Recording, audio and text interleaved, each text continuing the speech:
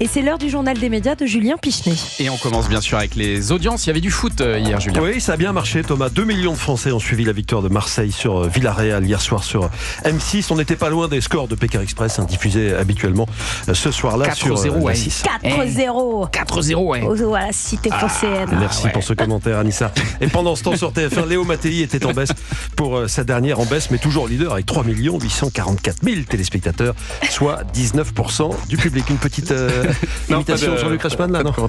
Non, 4-0 toujours. Europe 1, le journal des médias. Et on commence ce journal avec France 2 qui bouleverse sa grille ce matin. Oui, pour pouvoir diffuser à 11h20 la cérémonie de scellement de l'IVG dans la Constitution. Le chef de l'État sera en effet en fin de matinée devant le ministère de la Justice, place Vendôme, en présence de plus de 1000 invités. Pas de place pour les jeux télé, donc à France 2 ce matin, on l'aura compris. Exceptionnellement, il n'y aura pas chacun son tour avec Bruno Guillon.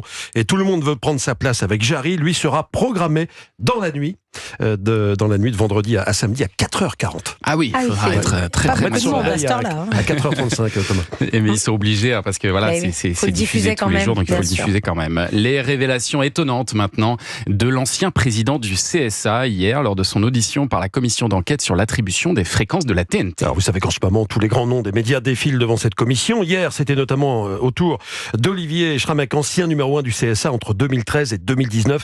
Le CSA qui est devenu depuis l'Arcom, comme chacun sait. Eh bien, Olivier Schrammeck a révélé avoir subi une fois une petite pression de la part de l'Élysée, en l'occurrence du président François Hollande, alors que France Télévisions s'apprêtait à changer de président.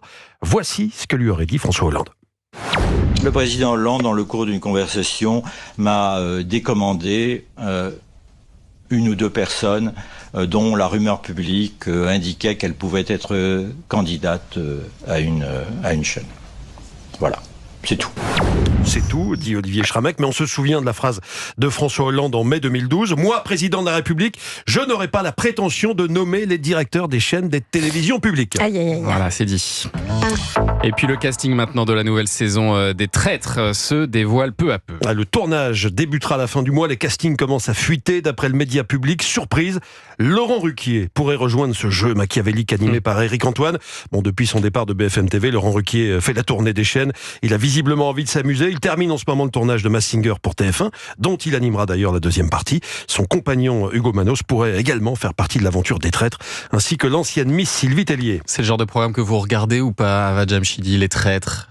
Non. Vous regardez la télévision d'ailleurs? Très peu. Très peu. Non. En fait, je lis beaucoup. Ah mais vous avez raison. Vous avez raison. Je regarde des séries. Et c'est vrai qu'il n'y a pas de page télé dans elle. Non, mais on a un formidable guide culture dans lequel on essaie de raconter les meilleures séries du moment, les meilleurs films et puis d'autres actualités. Et les livres, il y a aussi les conseils lecture, bien sûr. Lamberterie sont cultes. Et l'horoscope, évidemment. Ça aussi, c'est culte. Tout le monde le lit, ça. Tout le monde se moque, mais tout le monde le lit. Mais tout le monde le lit, l'horoscope. Évidemment.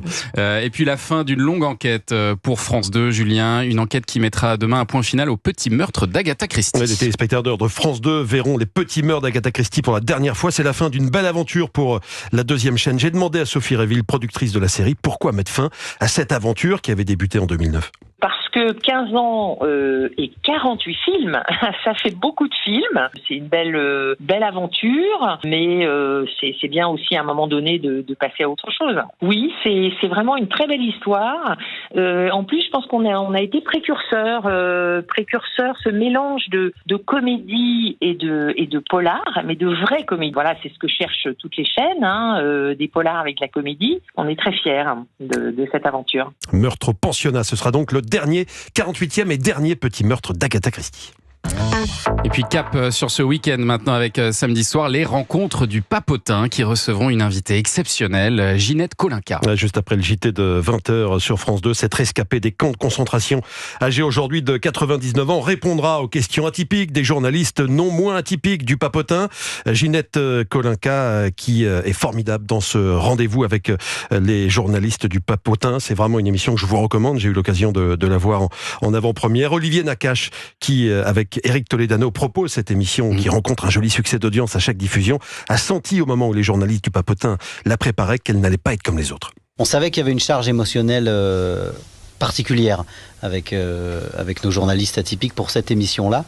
Ils sont surréceptifs, c'est-à-dire par rapport à quelqu'un comme nous, lambda, on va dire. Vraiment, ils sont à fleur de peau. Donc quand on aborde certains sujets, évidemment, c'est des fois difficile de s'exprimer, c'est difficile de poser des questions, c'est difficile d'entendre ce qui s'est passé dans cette période terrible de notre époque, parce que Ginette, c'est une mémoire vivante en fait, c'est la mémoire de notre siècle qui vient de se passer. Ce sera demain soir à 20h30 sur France 2, les rencontres du Papotin. Et puis les Oscars, J-2, on termine la saison des cérémonies avec la plus prestigieuse de toutes. Ce sera à suivre sur Canal+, bien sûr, avec notamment Antoine Decaune. Oui, il a déjà plus ou moins tout fait, mais jamais encore commenté les Oscars, Antoine Decaune. Ce sera une première. Bon, il est tout excité. Je lui avais demandé avant son départ pour Los Angeles de nous laisser un petit message vocal à son arrivée pour savoir comment il se sentait à l'approche du tapis rouge. Écoutez. Salut, c'est Antoine Decaune. Alors, je viens juste d'atterrir à Los Angeles. C'est un peu comme les premières fois, hein. C'est toujours à la fois émouvant et excitant, parce que c'est le tapis rouge par excellence, celui des Oscars.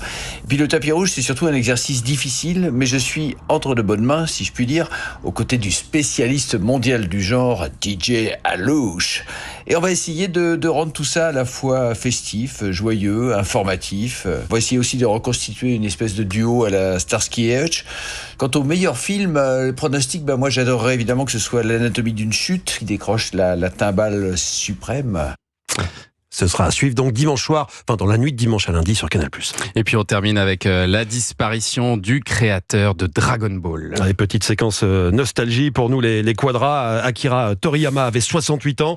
Il avait créé le manga Dragon Ball en 84. Les aventures de Son Goku se vendront ensuite à plus de 250 millions d'exemplaires dans le monde. Et Dragon Ball deviendra un dessin animé à succès avec notamment ce générique chanté par Ariane, dessin animé qui a fait notamment les belles heures du Club Dorothée sur TF1. C'était au tournant des années 80. C'était formidable, ça. Vous regardiez ça, Je regardais bien sûr toute la journée. Il y avait 8 heures de dessin animé d'affilée. Vous chantiez pendant les génériques, Anissa, je suis sûr. Je chantais toutes les chansons. J'avais la carte. J'étais membre du Club Dorothée. Évidemment. Excusez-moi.